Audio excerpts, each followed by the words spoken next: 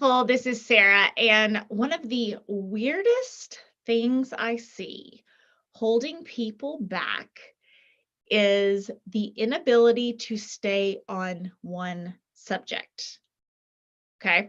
And I know you're like, what is she talking about right now? But there's something in Problem Solved, the simple habits for complex decisions. And when people are talking or they're trying to get help or bouncing something off a friend, they tend to go into spaghetti thinking.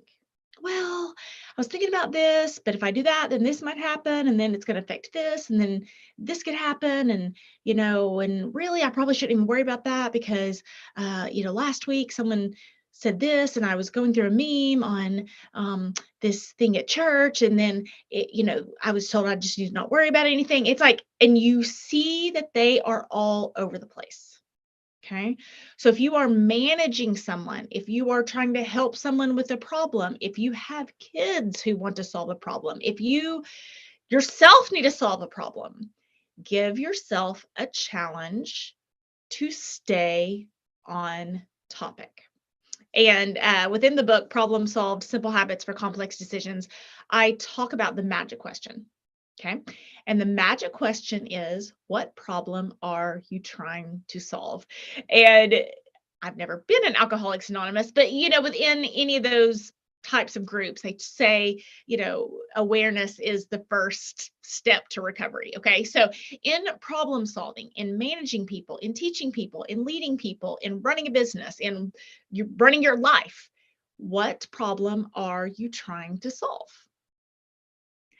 And if you get very clear on that awareness, okay, and then especially if it's with kids or you're managing an employee I guess even if you're managing yourself, you want to be clear. Is this a practical problem to solve or an emotional problem to solve? Okay. So first question, magic question, what problem are you trying to solve? Okay. First thing, you absolutely have to answer. You have to answer. If not, well, I don't know, I was thinking about this problem, but then so and so told me this, and it is absolutely the difference in successful people and unsuccessful people, and people who get what they want and people who don't get what they want. And you may be watching this and you're like, oh my gosh, that's driving me crazy. Like I can't stand people being all over the place. Okay, well, how are your 25-year-olds at your business? How are your 22-year-old kids? Right? Uh, this is not a skill taught in schools. Decision making is not taught in schools, right? So even if you feel really confident in this, there is someone in your life who needs help on figuring out what problem they're trying to solve, and we don't talk about anything else. Okay.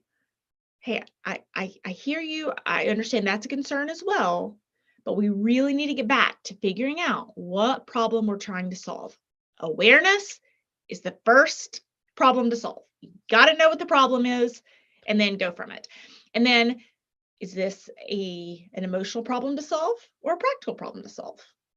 Okay. So a lot of people are afraid of public speaking. It's like my favorite thing. But a lot of people are afraid of public speaking. And so you think about like, oh, I don't know what to say versus I'm scared to say it. Okay. So what problem are you trying to solve? I have a meeting that I'm leading a team and I'm just really nervous and I don't know what I'm going to say. Okay. So I'm really nervous is an emotional problem to solve. So to solve that problem, you would need strategies to manage nerves. Maybe you would do visualization, stress management, set your week up so that you go into that day as stress-free as possible. Okay, emotional problems to solve. Practical problems to solve. What are you actually going to say? What are you actually going to say and how you are going to manage your emotions as you say it are two different problems to solve. And if you want to get anywhere in your life, wherever you want to go, teaching your kids, teaching yourself, teaching your employees, this is mastery. This is life mastery. What problem are you trying to solve? Stay on topic. Is it an emotional problem to solve or a practical problem to solve? Okay. You've got to distinguish the difference. With kids, there was a situation this week, and it was like Spirit Week at my kid's school. And so when I was going to pick up my son early, he had a dentist appointment. When I was going to pick up my son early, traffic everywhere. It was, was going to pick him up early to avoid the school pickup line, but there's traffic and it was Spirit Week, right? So what problem am I trying to solve? I'm trying to pick up my son. Okay. What's problem? My son doesn't have a phone. So what problem is he trying to solve? Finding his mother.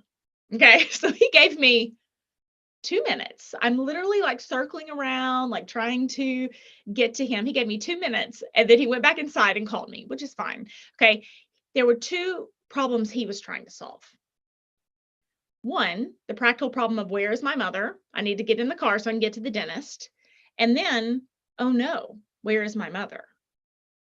The anxiety, the confusion. He couldn't just text me, right? He didn't have a phone, so he had to go back in and call. But I want you to see those as 2 different things.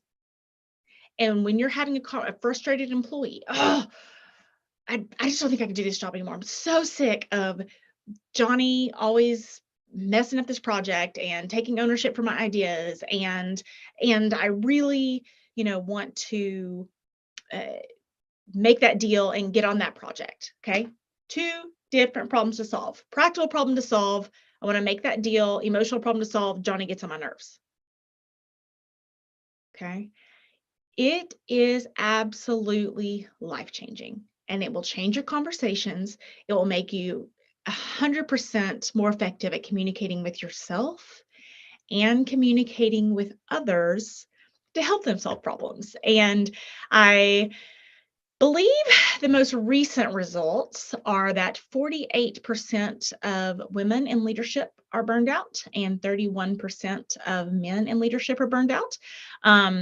There is also conversations about people were quiet quitting, and now there's quiet hiring, which is, hey, we can't find anybody to do this job. So like magically, secretly, now you're going to have 2 jobs. Right? Or we don't have the money to pay for this job. So now now you're going to have 2 jobs. You're going to do your job and that person who just left's job. And that's basically the process of quiet hiring. And 48 or 31% of people are burned out. Okay. And this is talking about leadership. This is from a business perspective. So this is this isn't talking about parent overwhelm, personal overwhelm, going through a life tragedy, right? This is from a business perspective. Okay. Already that amount of people are burned out.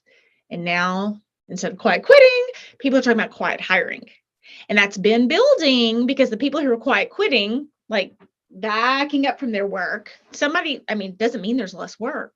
So someone has been taking on that work. Okay. Ding, ding, burnout. Okay. So there has to be solutions that don't involve taking a vacation. Okay. I love vacations.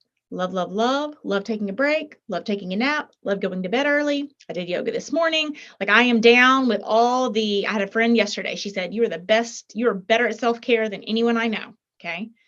I'm not talking about that being a replacement. Okay. I'm saying you can't take a vacation every week.